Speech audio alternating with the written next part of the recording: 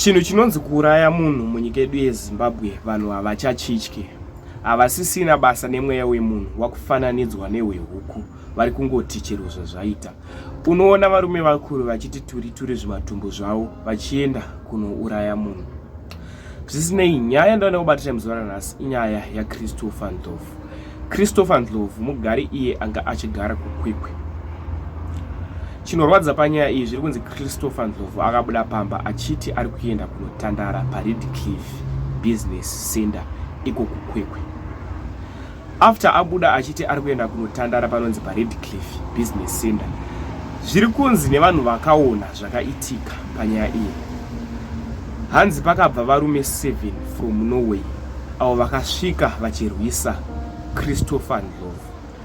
Christopher Ndlovu ari kunzi akatemwa nematombo nezvombo zvakasiyana siyana zvakakonzeresa kuti Christopher Ndlovu afire ipapo. After vamuuraya vese vakatiza varume ava, hapana akawanika. Zvinorwadza, zvinosereresa vanhu vabereki vaive kumba vaiti mwana wavo achadzoka aenda kunotandara, asi yaive bhabhai yaakatoita. Varume ava vainzi vainge vari 7 vakarova Christopher Ndlovu kusvika mukufa.